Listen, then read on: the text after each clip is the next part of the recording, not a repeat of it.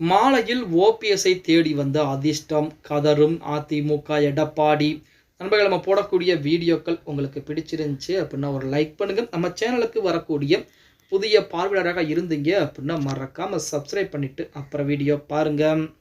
நமது அண்ணன் ஓபிஎஸ் அவர்களை பொறுத்த வரைக்கும் தற்போது தனிமரமாக நின்று கொண்டிருக்கிறார் அப்படின்னு சொல்லி நிறைய நபர்கள் சொன்னாலுமே அவருக்கு பின்புலத்திலே நாளுக்கு நாள் ஆதரவுகள் என்பது அதிகரித்து கொண்டேதான் இருக்கிறது அப்படின்னு கூட சொல்லலாம். அதாவது ஓபிஎஸ் அவர்களை பொறுத்த வரைக்கும் நீ எடுத்துக்கிட்டீங்கன்னா அதிமுக ஒன்றிணைய வேண்டும் அப்படின்னு சொல்லிக்கிட்டு இருக்கிறார். அவர் எப்பொழுது வெளியேற்றப்பட்டாரோ அப்ப இருந்தே அதிமுக ஒன்றிணைந்தால் மட்டும்தான் அடுத்தடுத்த தேர்தல்களிலே வெற்றியை பதிவு செய்ய முடியும் அப்படிங்கிற மாதிரி சொல்லிக்கிட்டு இருக்கார். இருந்த போதிலுமே அதை ஏற்க மறுத்து எடப்பாடி பழனிசாமி ஆகட்டும், அவர் கீழ் கூடிய ஒரு 5-6 நபர்கள் ஆகட்டும் அதை ஏற்க மறுத்து கொண்டுதான் இருக்கிறார்கள் அப்படின்னு சொல்லலாம். இப்படிப்பட்ட ஒரு சூழ்நிலை அதிமுகவை பொறுத்த வரைக்கும் 2026 சட்டமன்ற தேர்தல் தான் எடப்பாடி பழனிசாமி எதிர்நோக்கி இருக்கிறார். ஆனால் ஓபிஎஸ் அவர்களை பொறுத்த வரைக்கும் 2026 சட்டமன்ற தேர்தலில் அனைவரும் ஒன்றிணைந்து போட்டியிட்டால் மட்டும்தான் அதிமுக ஜெயிக்க முடியும், தமிழகத்திலே ஆட்சி அமைக்க முடியும் அப்படின்னு சொல்றாங்க. அவர் மட்டும் கிடையாது, நம்ம சசிகலா அம்மையார் ஆகட்டும், அதே போல் டிடி தினகரனும் அதைத்தான் சொல்லிக் கொண்டிருக்கிறார். இப்படிப்பட்ட சூழலிலே மாலை வேளையில் ஓபிஎஸ்க்கு ஒரு நல்ல செய்தி என்பது வந்திருக்கிறது அப்படிங்கிற செய்திகள் தற்போது வெளியாகி இருக்கிறது அப்படின்னு கூட சொல்லலாம்.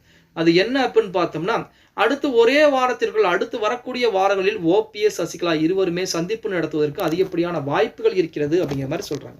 என்னடா சொல்ற அப்படின்னு பார்த்தா, அதாவது சசிகலா அம்மையார் சிறைச்சாலையில் இருந்து வெளிவந்த பின்பு இது வரைக்குமே ஓபிஎஸ்ஐ தனிப்பட்ட முறையில் சந்தித்து பேச்சுவார்த்தை என்பது எதுவும் நடத்த கிடையாது. அதற்கு பதிலாக ஓபிஎஸ் எங்கள் கட்சிக்காரர் அப்படின்னு சொல்லி அறிக்கைகள் தான் கொடுத்து கொண்டிருக்காங்களே தவிர தனிப்பட்ட முறையில் எந்த விதமான பேச்சுவார்த்தையும் நடத்தல அப்படின்னு கூட சொல்லலாம். ஆனால் ஓபிஎஸ்ஸின் மூலமாக சசிகலா அம்மையாரிடம் பேச்சுவார்த்தை நடத்துவதற்கு ஏகப்பட்ட முறை நேரங்கள் கேட்கப்பட்டது. அதற்கு ஒதுக்க மறுத்தார் நமது சசிகலா அம்மையார்.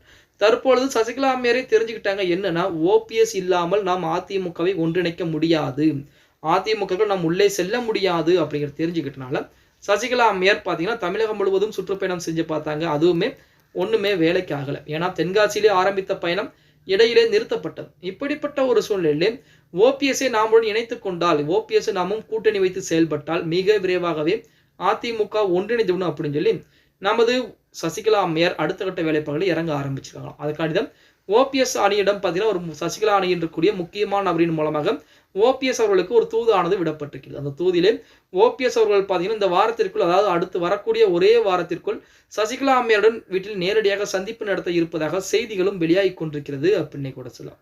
அப்படி ஒருவேளை இது மட்டும் நடந்து விட்டால் எடப்பாடி பழனிசாமி அவர்களுக்கு மிகப்பெரிய அதிர்ச்சியாகத்தான் இருக்கும் அப்படின்னு கூட சொல்லலாம். ஓகே கைஸ், வீடியோ பிடிச்சிருந்தா மறக்காம ஒரு லைக் பண்ணி விட்டுருங்க. அப்படி இந்த வீடியோ ஃப்ரெண்ட்ஸ் அண்ட் ஃபேமிலிக்கும் ஒரு ஷேர் பண்ண மறந்துடாதீங்க.